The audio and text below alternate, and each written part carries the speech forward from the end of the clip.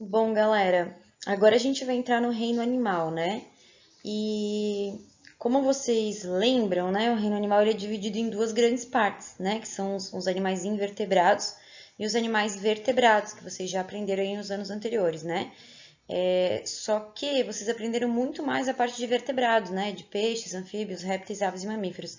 A parte de invertebrados, vocês aprendem um pouco também, né? Mas vocês não chegaram a ver todos esses grupos que aparecem aqui, tá? Então, nessa imagem que está aparecendo para vocês, isso aqui é uma escala evolutiva, certo? Então, ele está mostrando para gente de que maneira todos esses grupos de seres vivos eles foram evoluindo e se adaptando com o passar do tempo, certo? Então, como vocês podem ver, ó, o primeiro que aparece aqui, que é o porífera, certo? Ele é o ser vivo, né, do reino animal mais antigo, mais ancestral, certo? Ou seja, ele é o mais simples de todos eles.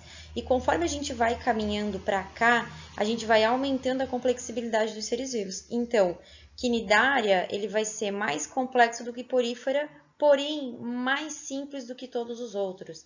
E assim sucessivamente, plateumintos, nemateumintos, molusca, anélida, artrópoda, equinodermos e cordata. Esse cordata aqui, ó, são os vertebrados, tá? Então isso aqui tá mostrando, é uma árvore, né? Como vocês conhecem aquela árvore genealógica da família de vocês, que tem o vô, a avó, a mãe, o pai, os tios, os primos e tudo mais, né? Então isso aqui é uma escala evolutiva, é parecido com aquilo, só que é de vários grupos diferentes e não de um grupo só, certo?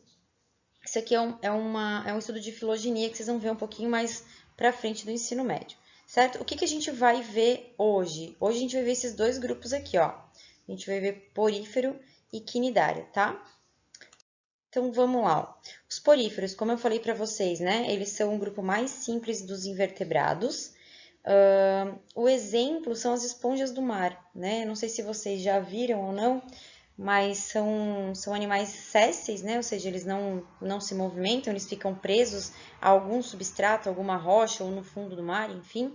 Né? Eles podem estar na água doce, mas a maioria deles é marinho, tá? E eles são tão simples que eles não apresentam nem órgãos e nem tecidos típicos, né? Quando a gente faz aquela organização níveis de organização do ser vivo, a gente começa por célula, daí o conjunto de célula tem um tecido, o conjunto de tecido tem um órgão, o conjunto de órgão tem um sistema e assim por diante, né? Esses seres vivos, eles são tão simples que eles não chegam nem na segunda etapa. Eles não chegam na etapa de tecido. Então, eles são um conglomerado de células. Essas células são bastante específicas, cada uma com a sua função, porém, elas não se agrupam para formar um tecido. E é por isso que eles são tão simples, certo? Eles são chamados filtradores porque eles filtram a matéria orgânica, os restos de alimentos orgânicos, micro-organismos que tem na água e utilizam eles para a nutrição deles, certo? A gente já vai ver isso aí. Tem várias espécies, né? Tem espécies super pequenas, de 2 milímetros, 3 milímetros, tem espécies de 2 metros de altura, então elas são bastante variadas, né? E uma questão bastante interessante também desse grupo é que antigamente as esponjas, esponja de louça, como a gente conhece, essas buchas que a gente tem no banheiro, né? Isso era feito de fato de esponja do mar, né? De poríferos, certo? Então, ó, aqui eu tenho uma imagem de um porífero, né? Então, como vocês podem ver, ó, ele é séssil, ou seja, ele está sempre grudado em um substrato aqui, tá? Esse orifício que ele tem em cima aqui, ó, se chama ósculo, tá? E ele é todo cheio de buraquinhos, ó, que são os poros, e é por isso que o nome dele é porífero, tá? Porque ele tem bastante poros ali ao redor dele. E aí, como que ele faz a alimentação dele? A água passa por ele, entra por esses porozinhos aqui. Lá dentro, né, ele tem várias células, enfim, com funções diferentes que vão ter essas funções de absorção de matéria orgânica, de nutrientes e tudo mais. E o que ele não quer, ele solta pelo ósculo, tá? Então a água entra pelos poros e sai pelo ósculo. Além da água, né, então vai entrar também as partículas orgânicas que ele vai usar para alimentação e vai entrar o oxigênio também, certo?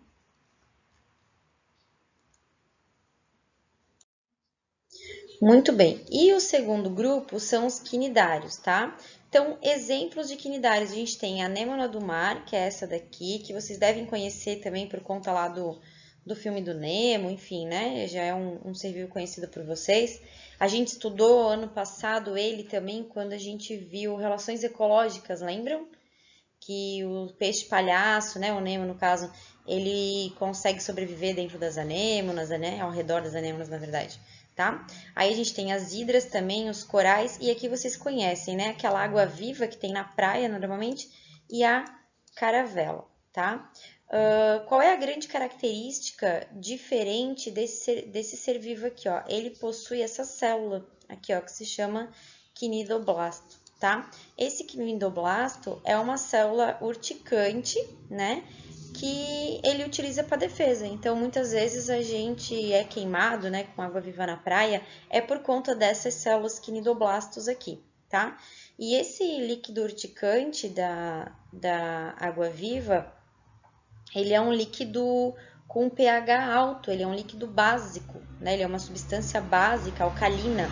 Por isso que quando a gente é afetado, né, queimado por uma água-viva, geralmente os bombeiros, né, ou enfim, pessoas que sabem, colocam vinagre em cima. E é correto, né, colocar o vinagre porque como a substância ela é básica, ela precisa ser neutralizada. E para a gente neutralizar uma substância básica, a gente tem que colocar uma ácida, tá?